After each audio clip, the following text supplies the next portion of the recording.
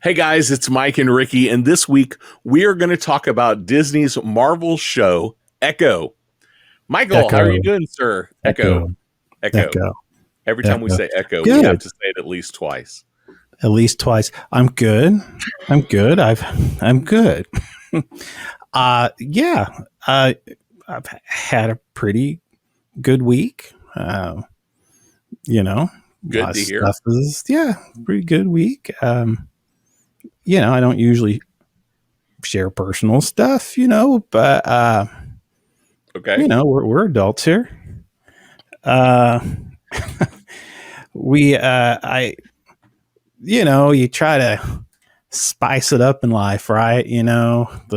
With the misses, and you try to TMI, my friend, TMI. TMI.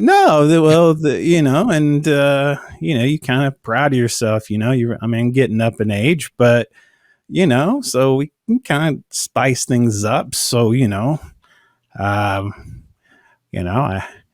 had my wife dressed up as a police officer. Okay. The other night, and it was kind of cute. She charged me for being good in bed.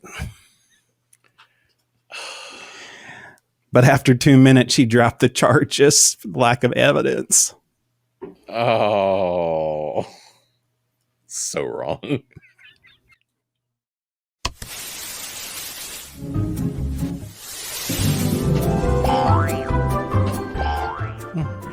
It's the Speaking Nerdy podcast with your host, Mr. Mike Schilling. And my good friend and compadre, Mr. Ricky Poe. I knew I shouldn't have gone with that. I knew that I probably should have done the other one that was more family friendly, but hey, since I didn't go family friendly, we are talking about Echo today, and Echo it's TVMA, so that's right. Well, we're talking. I thought we were going to promote our friends, the ones that we always have to do this little cut. Hi, my name is, and let him do his thing, and then I'm trying to bookmark him. Just let David talk. Hey, nerds, this is David with Tatooine Sons, a pop culture podcast. We believe that pop culture is the mythology of our generation. There is a story, it is written on our souls, and that all of these myths speak to that story. And that is why every Tuesday I talk about Star Wars and Marvel and DC and Lord of the Rings and whatever nerdy things we can think of with my two sons, Sam and Nate. It is a 30 to 45 minute celebration of all the weirdness that we love so much. Basically, Mom said we couldn't talk about it at the kitchen table anymore, so we decided to start a podcast. We hope you'll check it out. It's on every podcast app out there. Tatooine Sons. That's Tatooine SONS.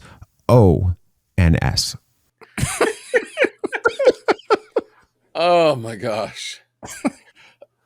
You are a mess today, my friend. I want them to think twice about us. At least about me. Think twice about us every week. Because if I get like this, sorry guys, but we just had to boot you off the network. I feel like I've accomplished something in my life. Anyway. Anyway, so yes. So what are we talking about tonight? Echo. Well, I think we might have some nerdy news to talk about. We do have some nerdy news. Well, let's kick it off. It's time for the nerdy happenings of the week.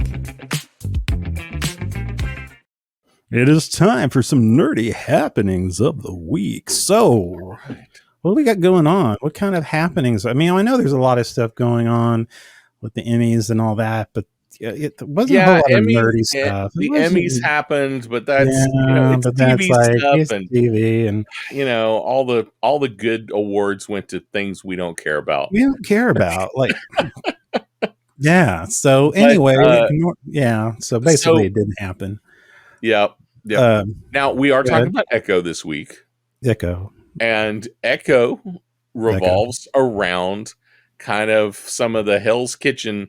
Well, okay, the character kind of hails from the Hell's Kitchen area, yes, he does, because the Kingpin is involved. like the king. And that whole area, if we think back a few years, Netflix did several shows that revolved around those same ideas. And it is official now. The Netflix Marvel shows are now officially canon. I'm excited about everything about that except for Iron Fist.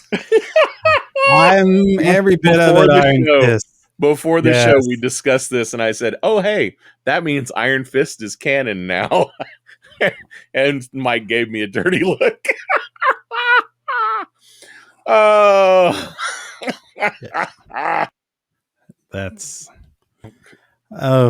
what a mistake. So, but in the reports that I've read, the 2015 the Netflix shows are now canon. So that includes Daredevil, Jessica Jones, Luke Cage, Iron Fist, unfortunately, and the Defenders, and the Punisher series. Yeah. Well, that's cool. I mean, that's really good. I mean, I'm a big fan of the Netflix series. Of Marvel's, and I forget, it used to be Marvel TV. What was it? The Marvel TV, something like that. But anyway, I'm so glad because it was a separate studio at one point. Yeah, separate studio. Now it's all under one roof, apparently. Okay.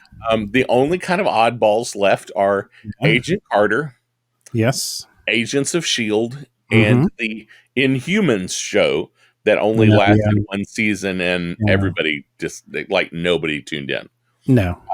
But that was kind of a weird attempt at weird deal. We have to figure out how to work in some X-Men, some of these characters. The weird X. We need an explanation for mutants, so we're going to call them Inhumans, and then the show didn't flopped, and so they decided, nope, not doing that anymore. That was before we owned Fox, so that's right.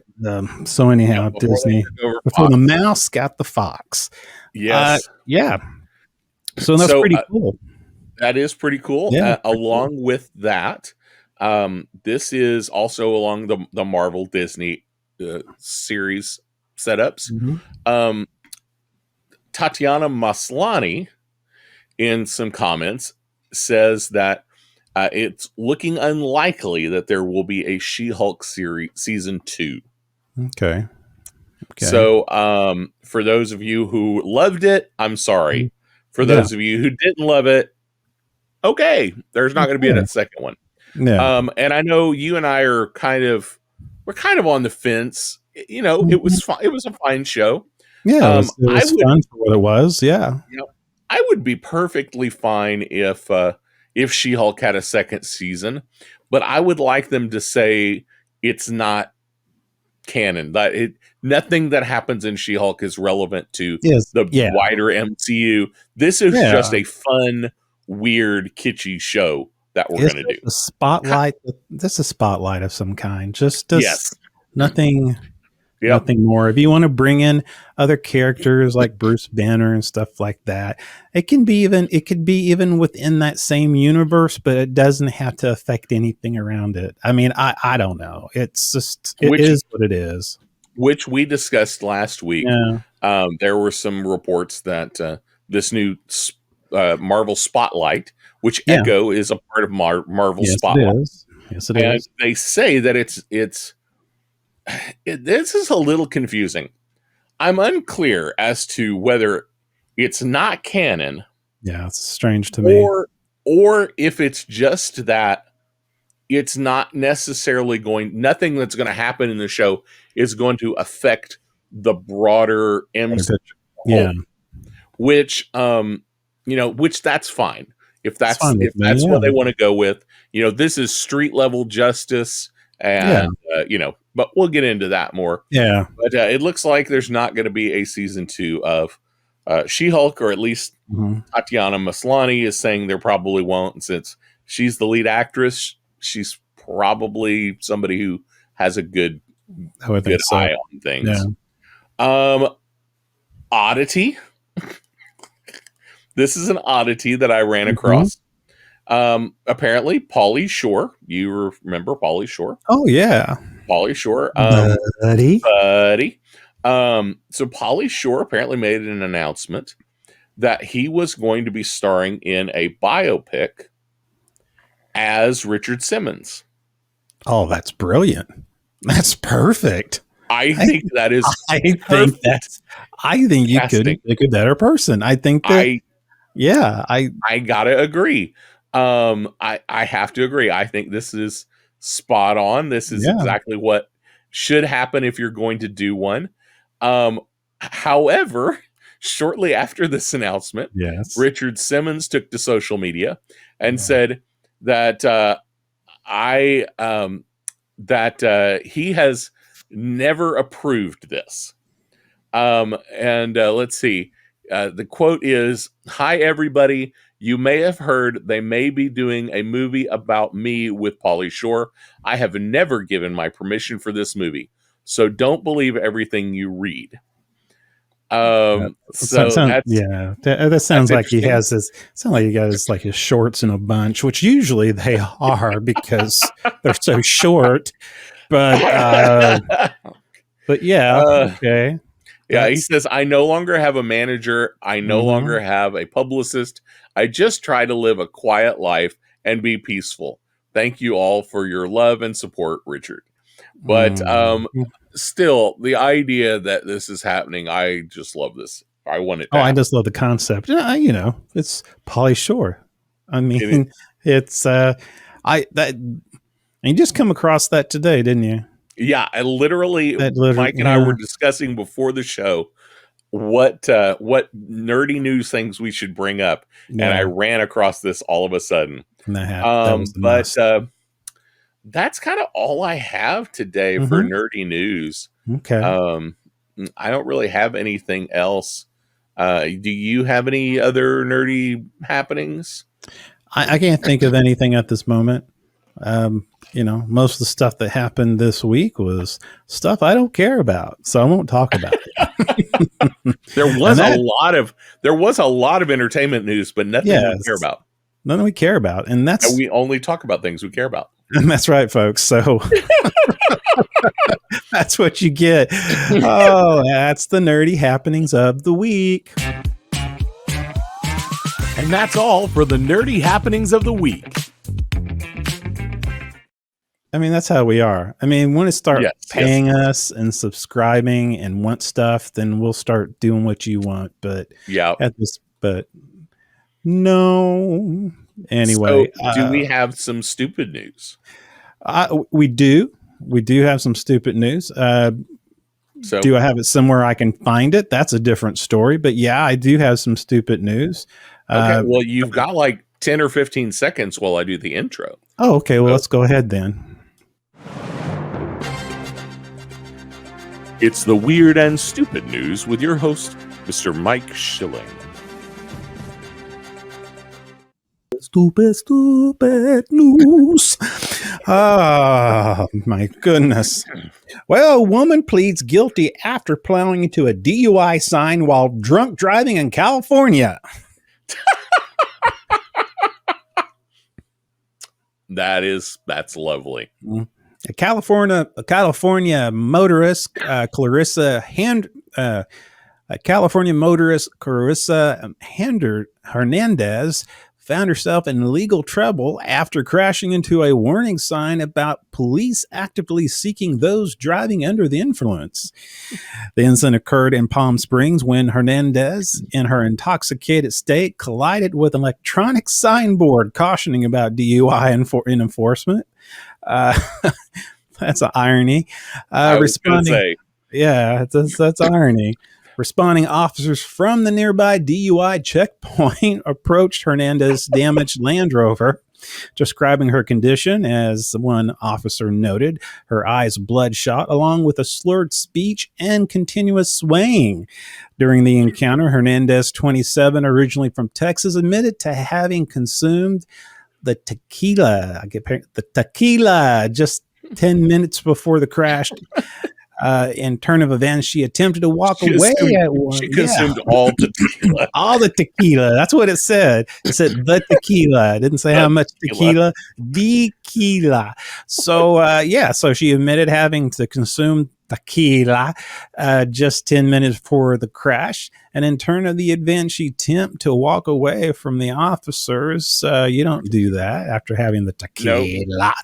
In court, Hernandez faced the consequences of her actions, admitting to one misdemeanor count, each of willful resistance, driving under the influence of alcohol. Of course, the verdict resulted in a 3-year probationary period for the Texas native.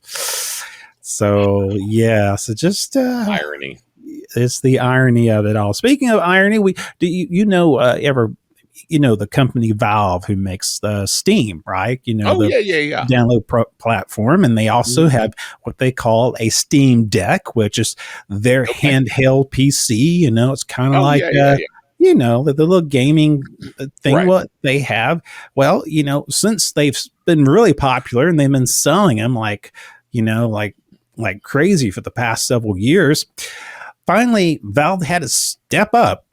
Valve has taken a stand against unusual practice among Steam Deck users of inhaling the device exhaust fumes. What? Apparently, there is an issue has surfaced with Reddit post back in December revealed that one user sought an official verdict from Steam support on safety of inhaling the vent fumes, as it had become a running joke within the Steam Deck community. 3 days later, Steam support addressed the matter. In their response, Steam support advised against inhaling the exhaust fumes, emphasizing that, like all electronics, it generally is not recommended. While there's no safety concerns with regular usage, and so that's good if you're huffing a Steam Deck right now.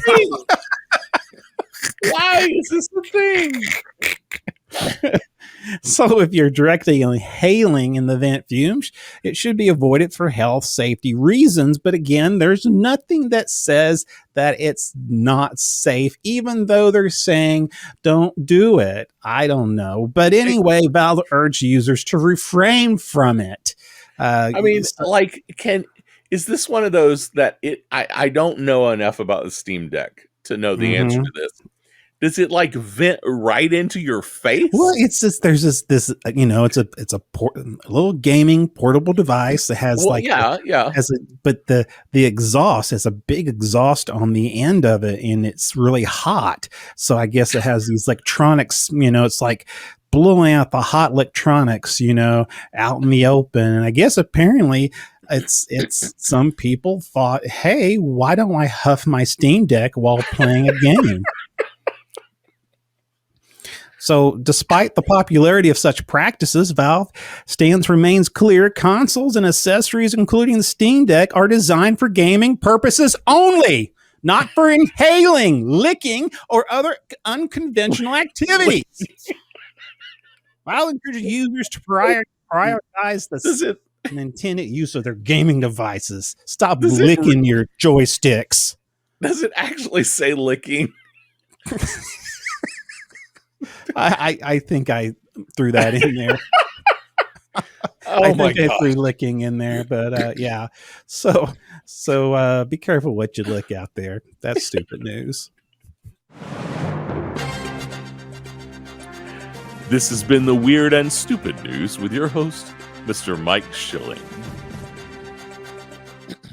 Don't huff your video game, do a huff and huff. Don't lick the joystick or it's gonna get yuck and yuck. Okay, anyway, people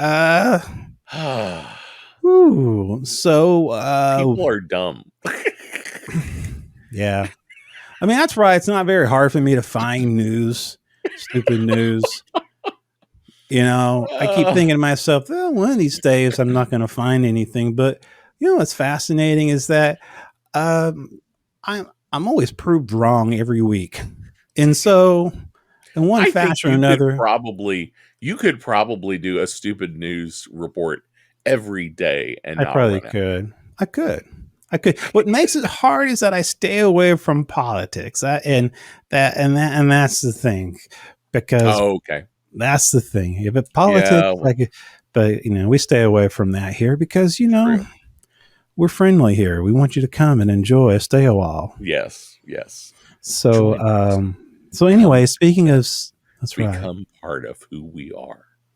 Inhale us, breathe us in. I need Hypnotoad right now, but I don't have a Hypnotoad gift to throw up. Oh, I need to put them back. But we need Hypnotoad. Yeah, we do. Tonight at 11. Doom. That's the closest thing I have right now. So Hypnotoad, but okay. Yeah, it's not Hypnotoad, but I had that was the closest thing I had. So, what we're talking about tonight again? We're talking about Echo. Oh yes, the Amazon device, the thing that you talk into, and it tracks all your information. Not Amazon Echo. Accidentally buy crap because I said, man, I can use more underwear, and I got 5 pallets of underwear the next day from a driver from Amazon. Not that kind of Echo. We're talking about Marvel's Echo. No, I didn't order the edible, sir. I didn't say that in my Echo. So anyhow, so yes, Echo. So it's a 5 episode. The 5 episodes. Yes. Fairly short. I mean, it was like what? One was like, what was the first one? 45 minutes, maybe like 45 minutes. 45, yeah. They kind of got shorter. Like the last one felt like it was like 30 minutes long. Yeah, exactly. I was I didn't know much about the character Echo, so I had a wiki, had to look it up, and I saw where there was a lot to do with the Defenders. She, like we were talking about earlier, of course, Kingpin. It's kind of a neat thing about Echo is that because we're if you folks don't know, we live in the state of Oklahoma. And apparently there's a town called Tahoma. Is that a real town? Yes, Tahoma. Okay, it is a real town. And when I looked up Tahoma, it said the population. Go ahead. It said the population of Tahoma was like 197. Oh man! No, we're pronouncing it wrong. Tamaha.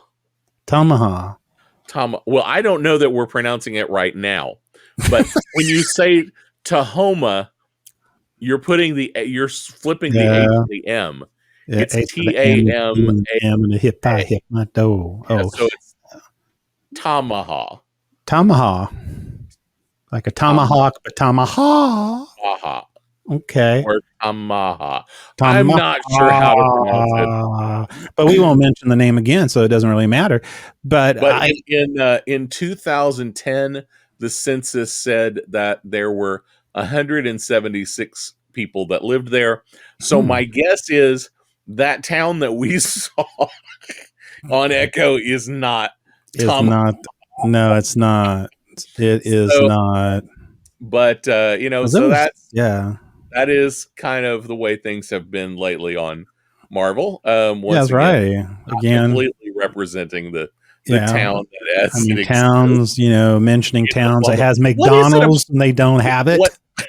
What is it about Marvel and Oklahoma? I don't know. They like to. I don't know. It would be nice if they actually freaking shot something here. Yeah, I don't think Echo was produced at all here. No, I don't think so. I will say they did. Now, if you watched Echo, or if you didn't watch Echo, you might not be aware of this. The character is Maya is Native American. Yes. And in the comics, she's actually, I can't remember what tribe she is in the comics. She is Cheyenne. And like Montana area is where she's supposed to be based out of. So for this, they made some changes, made her Choctaw, and made her from Oklahoma. Now, they did. I don't know if you know about this. They did enlist the help of the Choctaw Nation quite a bit. I saw that actually in the credits. They made a big nod to them for the help that they gave them. So they had at least one crew member. Yeah. She's like, I can't remember her name, but basically her position in the Choctaw Nation is to promote the use of the Choctaw language. That is her job. So she got hired as a consultant on the show to make sure that when the language was spoken on the show, that it was spoken correctly. Because there's some concern with the Choctaws that the language is being lost. So they're trying to, and if you actually go to the Choctaw Nation website, like multiple pages and videos about Echo that kind of helps ground what you saw versus what's real and how the Choctaw Nation was involved. So there actually was quite a bit of involvement. That's cool. Some of the production, but that's really cool. I thought that was really cool. They went, I did too. Yeah, definitely went above and beyond. But they did change the character quite a bit. Yes, they did. Comics because of that, because of some other things. Yeah, I thought that was fascinating. Because of that. Really, I mean, they had some really good actors in it. D'Onofrio, which is Vincent D'Onofrio, which is I'm a big fan of. Yes, he's back as Kingpin. Yeah, Wilson Fisk.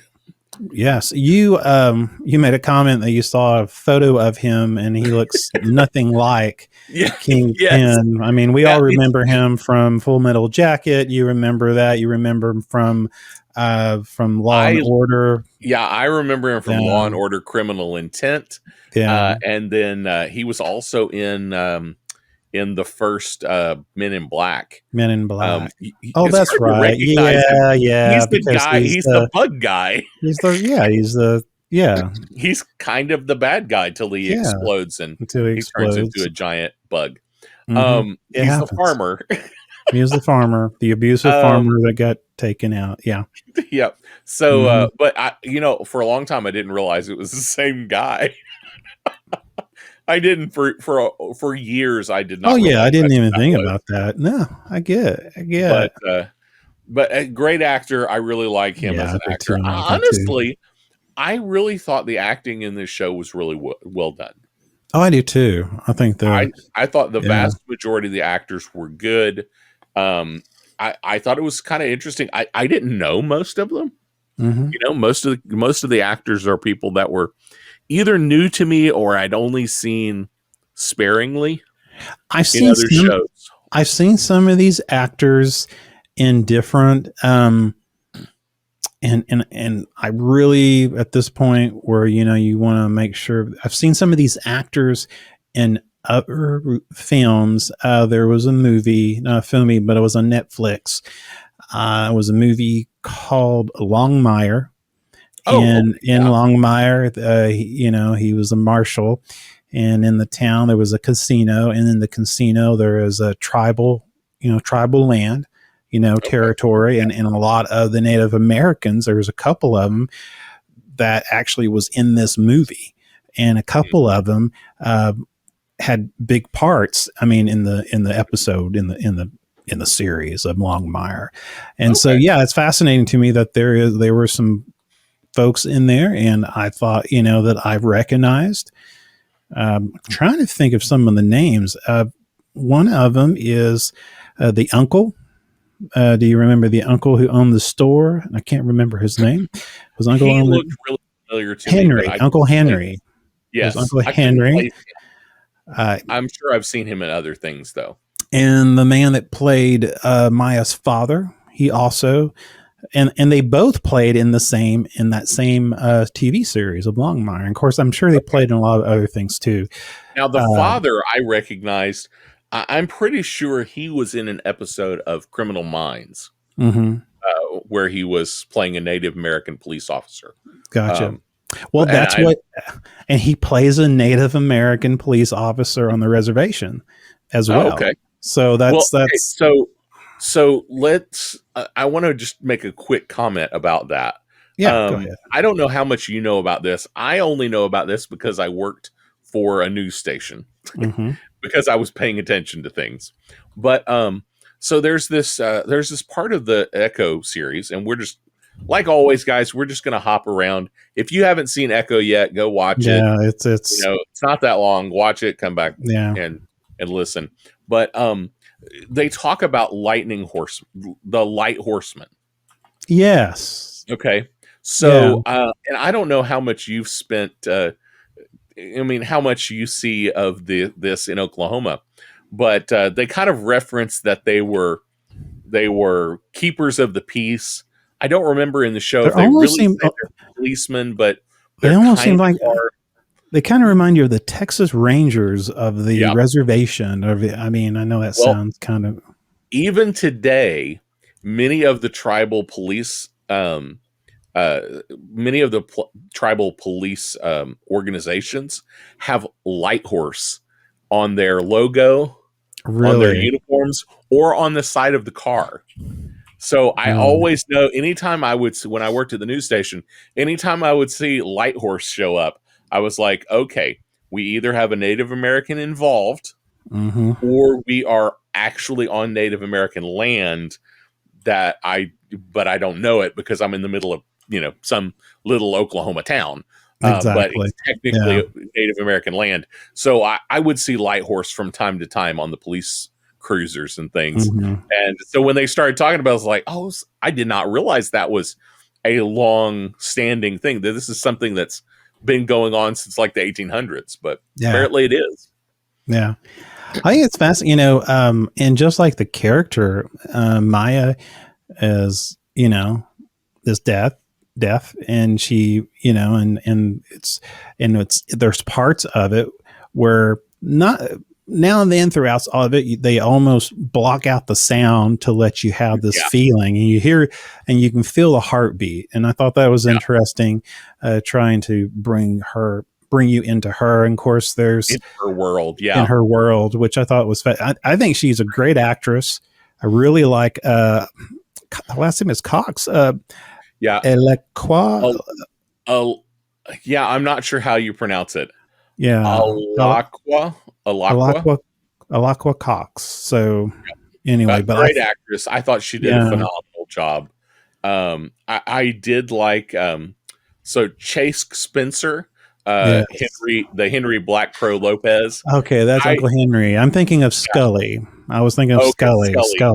Scully, I recognized. I had never seen Chase Spencer, Chask Spencer. I haven't either. I had seen him before, but I thought he did a phenomenal job in this show. I think he was great. It was the acting in this was like so good. I really do think the acting was really good. Most people watch, and this is not what you would consider to be your typical Marvel movie. Again, this goes back to what we talked about before. Like Invasion, Secret Invasion. Right. It's not your typical, and unfortunately, I think this rated really low as far as the viewership watching, from my understanding, as well. And it was also the same with Secret Invasion, which I love Secret Invasion. Yeah. But it's a different type of storytelling, and it's focusing on more of the smaller characters, not the B players than these major A players. Well, and I would go so far as to say this one, I mean, outside of Kingpin, really, I don't even know if you're talking about B characters. Yeah, exactly. I mean, Echo in this series, and once again, we're spoilers. In this series, we see Echo basically move from, lead thug to anti-hero, anti-hero, maybe hero, even maybe hero. Yeah. And I kind of liked the progression. I thought it went well. Now, you made a comment that you weren't sure that it was long enough. I think it would. Yeah, I don't know if it was long enough. Now, I think for the part of it, it was hard to really get into some of these characters. I don't know. And as far as if you take there what were we a lot of characters. Yeah, if you take what we have, and if you could like expand those episodes within other episodes to tell a little more of a story, I think that's kind of the part of it, because it starts off, going almost to the prequel of it, of going back to Hawkeye. Which was flashbacks of the Hawkeye episodes. Of Hawkeye, you actually see, you see Jeremy Renner as Hawkeye, and it's not. I mean, of course, it's cut from the previous. Okay, so well, which and by the way, and they bring up Maya's father's death.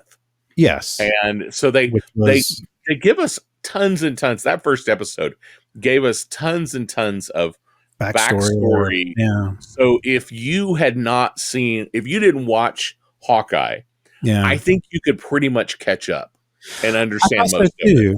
And that made sense, and that was good for them to do that, because a lot of people may have not seen Hawkeye, and it really originated from that as far as MCU goes, the universe goes. So so it was good that they did that, and you saw some of that, and then all suddenly out of nowhere they introduce Matt Murdock. He comes out of nowhere, and I did not realize he was going to be in this.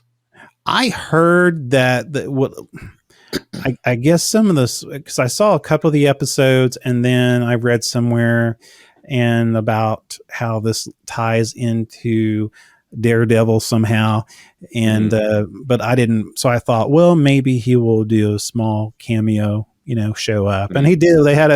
And he showed up, and not much of a cameo. I mean, they had a pretty good fight.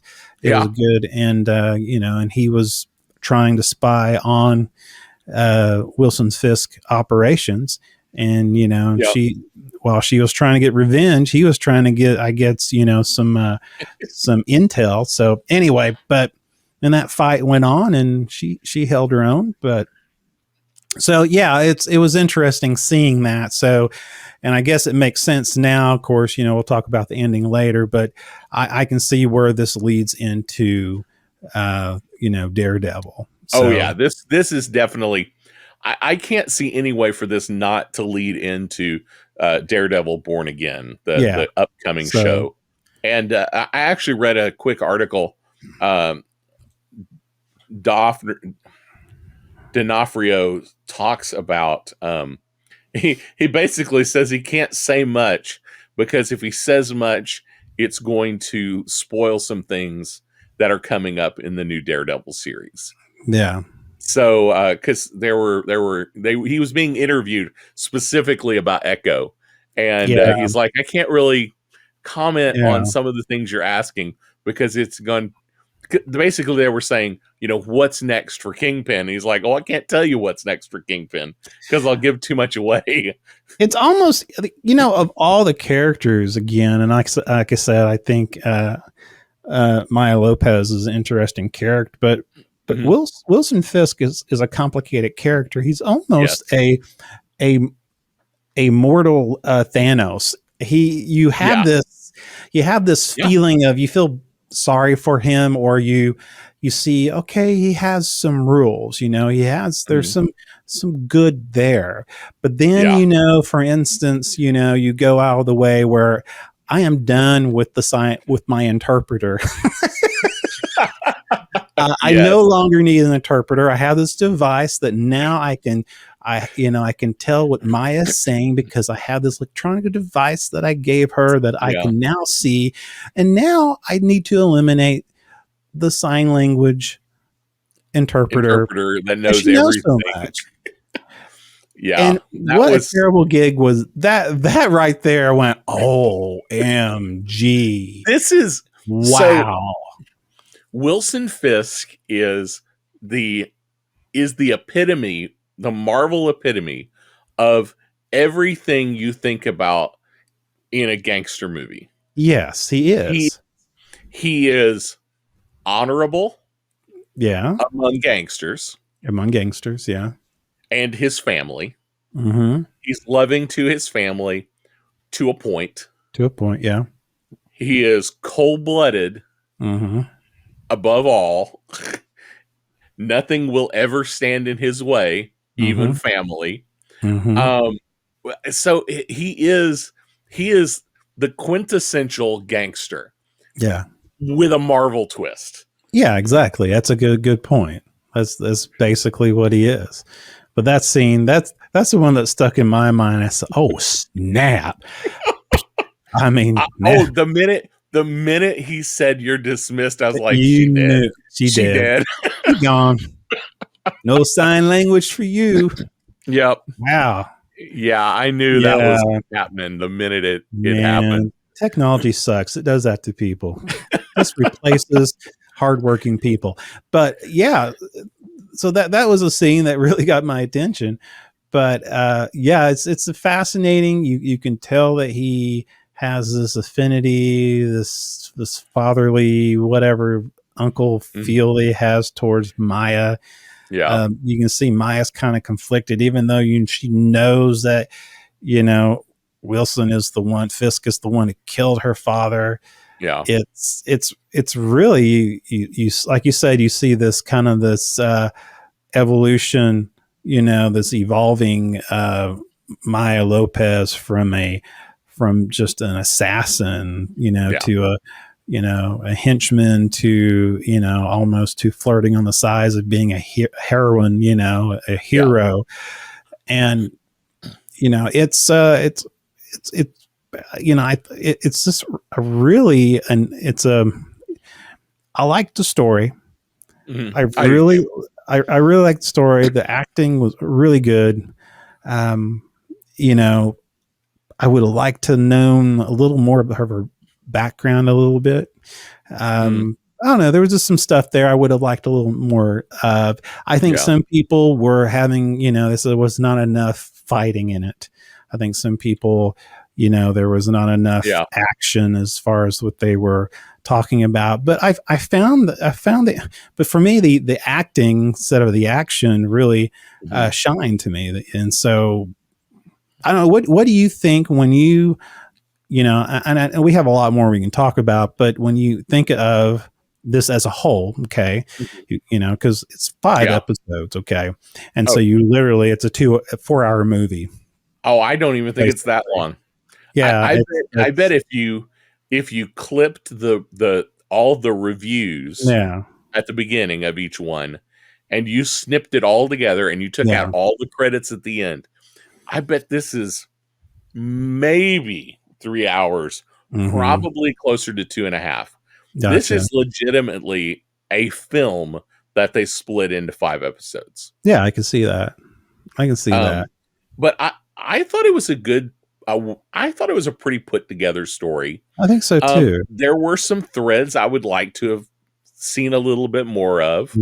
When Biscuit showed up, I was super confused who he was. Yeah. Like that was one of those, I gathered who he was after a few minutes. Yeah. But it wasn't, he stuck out so much when he first showed up that I'm like, who's this guy? What is he there?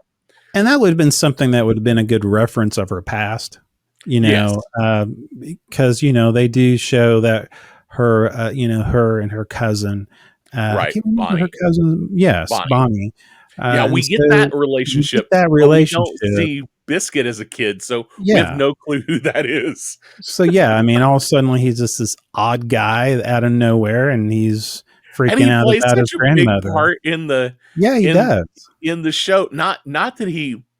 I mean, he does one thing at the end that that is kind of okay. He did something that really affects the show, but along the way, he didn't do anything that really pushed the story. He was just kind of this bumbling sidekick that came along to kind of, he was kind of us, it was like, okay, to put us in the story, here's Biscuit to put us in the story and kind of help us see what's going on, because he was there to ask questions, and he would make comments about, have you seen so and so yet, or so he's kind of given this the lay of the land. Yeah. But nobody bothered to explain who he was. Exactly. Yeah, exactly. But I guess the lore, and I guess, like I say, you think from Oklahoma, I would know, but is the Choctaw lore of is the story correct? They talk about the first Choctaw person. Okay, so they get in all of that type of lore. So I read up a little bit on that, like the Chapa and some of that. Yeah. And from what I read, and I got some of this from the Choctaw website. Okay. They said for the most part, the creation story is basically there, and it's basically what they would say, with kind of a Marvel twist. Okay. Like there either is a cave or there's a tunnel that they come out of, and they are the first Choctaw. Yeah. But in the show, it kind of implies they go through like a portal from another universe, which is that's a Marvel thing. That's not a Choctaw thing. But the idea that they did come out of this space, this tunnel or cave or whatever it was, and that they became the first Choctaw, that is kind of accurate for what they would say. Just from watching some of their videos, they were like, okay, that is basically true. Now, what I did think was interesting, and this was strange to me, they focused a lot on Choctaw, the Choctaw creation myth. But then there's a scene where they're all on benches, and they're all singing out of a book. Yeah. And so I did a little research looking that up, and that appears to be a Christian Choctaw hymn. Okay. It's in Choctaw, but it's from a Christian hymnal, which would imply that was a Christian church service. Because there are a lot of Christians in the Choctaw Nation. Yeah.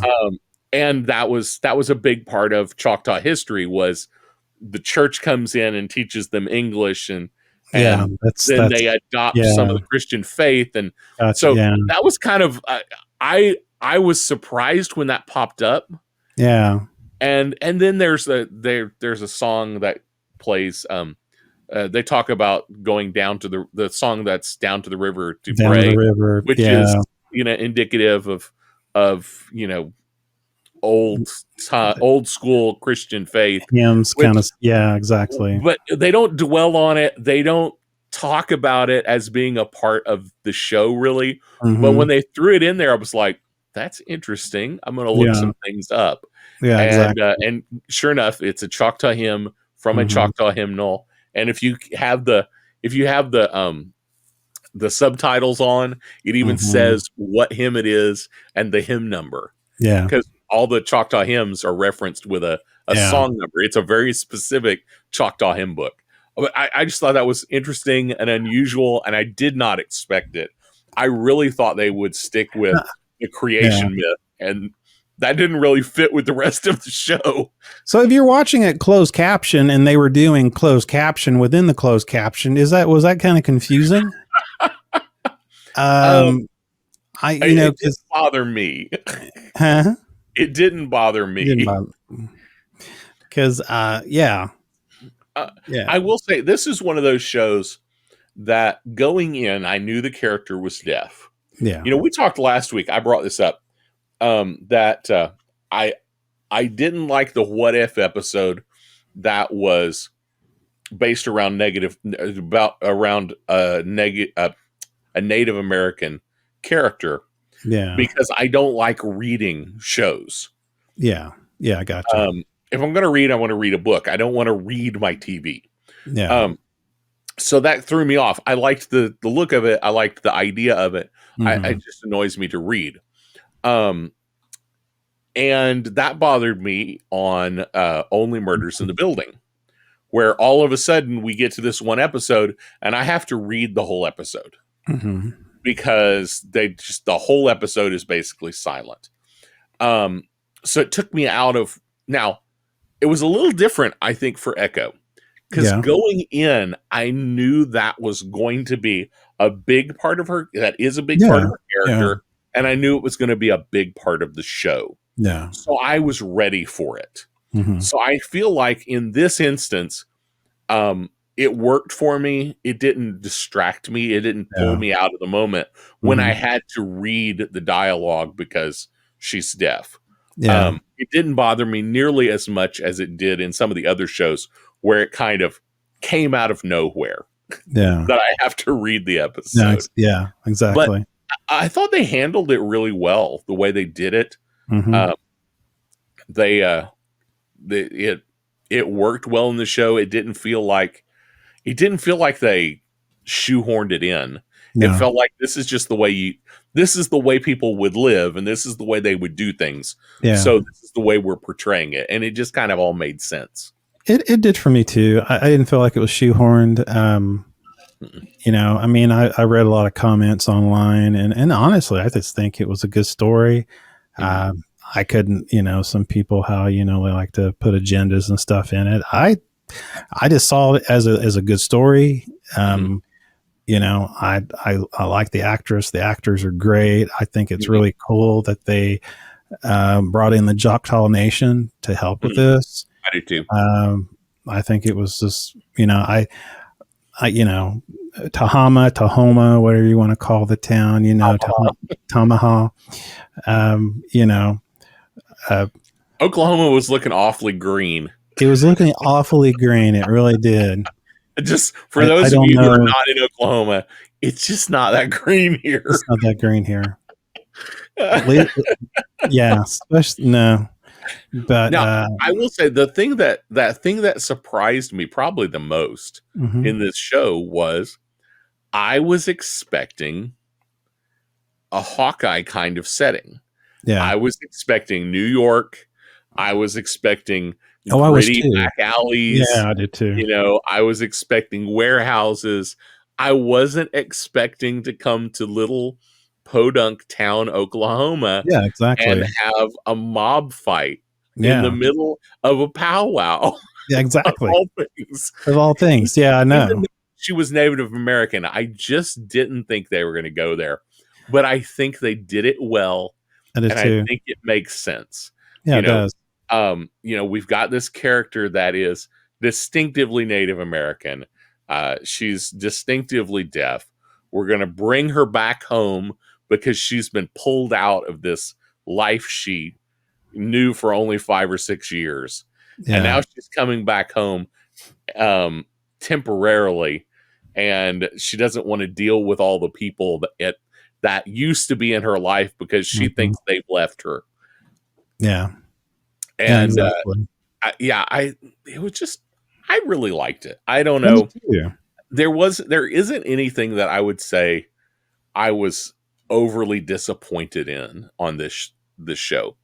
I thought it was well done. I thought it was well acted. I kind of am with you on it could have been longer. I think it could have been longer. I don't know that it needed to be longer.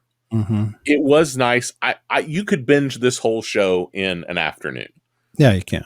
It's not one of those where there's 12 episodes that are all an hour long, and there's just no way you're going to binge this whole thing. Yeah, and when I'm talking about longer, I'm not talking about 20 episodes. I think there was a few things that I would have liked them to, expand on in some of the series. Would have nice to know where Biscuit fit into the thing. I mean, just little things like that where you just, and it doesn't have to be much.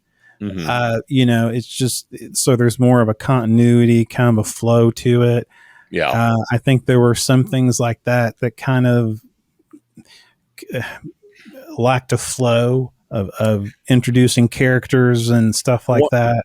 One of the things that I don't know if it confused me or if I just felt like the audience wasn't quite given enough information was how did she know that how did she know that was the right train? How did she know that they were going to be shipping weapons? That was kind of one of those, it felt like she had lots and lots of knowledge that they just didn't bother to let us in on. Yeah. And that's fine. Yeah. But it was kind of, I was like, okay, why'd she get in a train? Yeah. What? And then she gets in the train. I'm like, oh, I see what's happening now.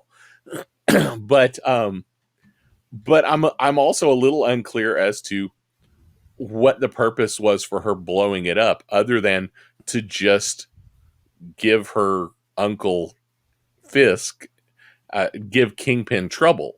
Yeah. Well, well, I mean, from one part of the show, she wanted to, and early on, she wanted to take his empire, from my understanding. Because at first she thought he was still dead. Right. So, I mean, that's the thing. And Right. it kind of falls into a little bit of the rightful heir. And it takes a little bit of the comics too, because I think that was in one of the comics where she shot Kingpin. Yeah. Kingpin was Wilson Fisk was shot in the eye. They reconstructed. He was, he was alive. So I think it's funny the things that they borrowed from the comics, and then the things that they decided to, we're gonna do our own little thing on. But one thing they completely rewrote was her powers, which they pretty much rewrote that early on in Hawkeye, because in the comics, she is very much Taskmaster. She has what they call, her name Echo. The idea was if she saw someone do a fighting move once, she could perfectly reproduce it. Yeah, exactly. Echo. So they basically rewrote that's not part of her abilities. And then instead they've turned Echo into this idea that the echoes of her ancestors are flowing through her. Yeah. And that's where she really gets her power from. Gotcha. And then kind of giving her this healing ability, which was never part of the comics. Yeah. That is completely MCU production, which I think that's okay. You have a Taskmaster. Why do you need another character that can reproduce the moves of a different fighter? Give this person some other kind of ability. So let's talk about the last episode, and of course the post credits here, and where that's going to lead to. We see that Fisk, he's in the airport waiting for a flight, and he sees a news report about a mayor's race in New York. Yes, and they talk about how the candidates are so lacking that anybody who comes in that's strong and is an outsider can come in and they could take over have the opportunity and stake the race. And you see him, it focuses on him. Of course, exactly what he's thinking of.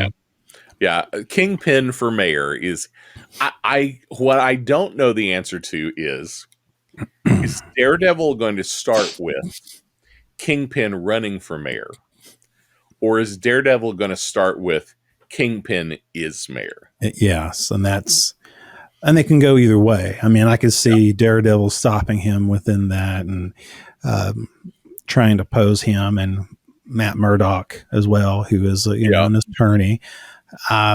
So it'd be interesting too if they bring back the other characters from Daredevil, Netflix. Foggy is one of the few that they haven't said is coming back, I think, yet.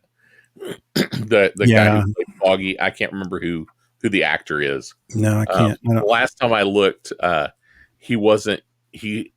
they hadn't decided whether he was coming in. But at this point, you remember this summer, was it this summer? They talked about, or maybe it was this fall, during the strike, they said they did test screenings of some of the Daredevil episodes and basically decided to scrap most of it and retool. So whatever they had planned is not what they have planned now. No. So I'm not sure where we're going to go with all that. So many things have changed at this point. There was a point in that where she was fighting against Fisk and something happened. And of course, I've slept since then. There was a scene where she did something to him. It was like, I don't know, it was a power of some kind to him. Something happened and he was it was almost like, I see the good in you, Father. This whole feeling of, Darth, Vaderish kind of a, So redemption. what I got from it, and from some things I read online, have kind of corroborated my thoughts, but I'm not sure, because I haven't heard this from the writers. I didn't read it from the writers. Yeah. I didn't read it from Marvel. It was just other people seem to say the same things. So she has, from her ancestors, gained all these different abilities. She's strong, she's courageous, she's whatever. And from her mother has a healing ability. Healing ability. Yeah. So now she has this healing ability, which is kind of her only real superpower at this point. Because the other things are just kind of, she's inherited these, the ability to be brave, the ability to be strong, the ability to be cunning. But healing, a healing thing, being able to touch someone and heal them, is an actual superpower of sorts. Yeah. But the idea here with Fisk, and I don't know if this is a comics thing or not, whether in the comics he killed his father, and that kind of became his moment of becoming, this is, I am powerful because I destroy people. Yeah. But the idea is that when she touched him, she was trying to heal him emotionally from the trauma of having killed his father. Yeah. Now, and when he stands up, he says, "What did you do to me?" Yeah. So a lot of people are conjecturing either she did heal him emotionally, and now he doesn't have this emotional baggage of, I killed my father to save my mother, which is part of what made him who he is. Yeah, his drive. Or she tried to heal him and didn't succeed. Yeah. And he's just confused on what she tried to do to him. Yeah. So there's kind of the big questions there of, and I have the feeling we're not going to explore that. Yeah. I feel like this is a one and done, and they're just not gonna discuss whether or not he was healed emotionally or not healed emotionally. I think we're just gonna roll into Daredevil as he's gonna be a big bad guy again. He's just gonna return to it. Not that he's going to be conflicted and he's looking at now being a mayor or being a leader as something else to fulfill, since he doesn't have that sense of that hatred that he had before to drive him to become it definitely does have kind of the Luke Skywalker, I feel the good in you. Yeah. But I think we're just going to ignore it. No, well, yeah. I don't know if we're ignore it, but I don't think it's going to affect. I don't think we're going to see Kingpin kill somebody else who's badder than him. Yeah. To save the good guys. I don't think we're going to get that. No, we definitely not going to see that. I think I could see him coming from it, thinking he's going in good intentions, and then he finds out this how terrible people are, and he's angry, and he starts doing what he's doing again. Maybe, I don't know. Yeah, I'm not quite sure. But anyway, that healing thing that's kind of how I read it. What that is. Okay. She attempted to heal him emotionally. That's right. Whether she succeeded or not is in question. I think that was the key for me when he said, "What did you do to me?" And that's what I was, what happened for him to say that was not what you're trying to do to me, but what did you do to me? And that's kind of where I was thinking in all of that and how that's going to project into something else. If everything he is came out of the hatred for his father, if he no longer has hatred for his father, who is he? Yeah. And then that caused confusion and not knowing who he is and what's his purpose. And he needs to find something that thrives him, That drives him, gives him purpose again. And that's what I was kind of wondering when he was watching, they were talking about on the news. So who knows? Who knows? But this could be him saying, I'm a great guy again, and I'm going to get into politics and become the mayor of New York and be the best mayor they've ever had. Yeah. And then flip because he realizes the only way to be the best mayor of New York is to be a horrible human being. Yeah, and that's his politics. Or nothing really changed, and he just sees this as the next thing he can be Kingpin over. Exactly. Why not? I don't know. What do you think? I don't know either. I think it could go either way. Who knows with Marvel? Who knows what they will, add to canon or what they're going to say. Forget about it and move on. So at this point, I look forward to Daredevil. I'm a big fan of Charlie Cox. I think he's a great Daredevil. D'Onofrio, awesome. So, and if they can bring some other characters from the Netflix series of Marvel, that would be awesome. I'd be so. I really do. No, just not leave Danny out of it. No, Danny. No, Danny boy. No, Danny boy. No, Danny boy. Oh, please, oh no. No Iron Fist and stupid wisdom talk. I mean, fortune cookies, when you see the sun is bright. Okay, Danny. Thanks a lot. Thanks a lot, Danny. You're a bright one. Oh my gosh. You're a bright one. Anyway, that's all I have. I don't have anything else. I don't have anything else. If you haven't watched Echo, I think it's definitely worth a watch. I think so too. I think it's well produced. I think it's well done. Don't expect huge, spectacular special effects. There's no flying spaceships and none flying. None of the big Marvel spectacular things you've seen. It's Doctor some of the Strange other shows. Doesn't show up in a little portal and say, "Come with me." No. We have to stop. No, none of that. None of that. But I think it's well done. I think so too. I enjoyed it. Also, speaking on enjoying things, you can check us out at speakingnerdy.com. You can also check us out on YouTube is it YouTube? YouTube.com/speakingnerdy. There you go. YouTube.com/speakingnerdy. Like, subscribe. You can also check us out on our Facebook page, Speaking Nerdy. We're on there too. We're on the also in the Instagrams, but also, if you don't like our faces, which I don't understand why, look at us.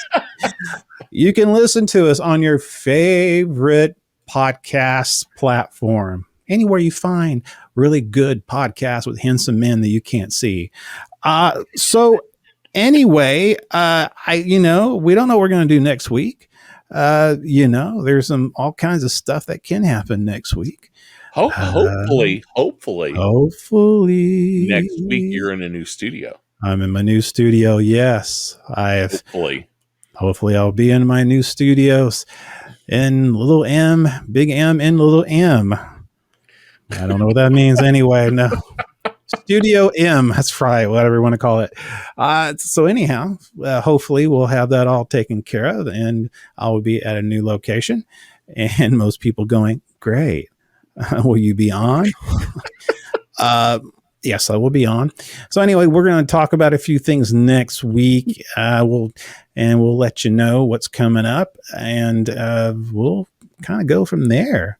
Anything you want to add to this really bad outro? I think we're good. I think we should end it. Okay, good deal.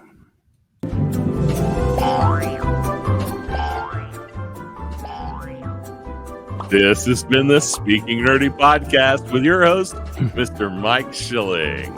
And my good friend and compadre, Mr. Ricky Pope. Well, echo.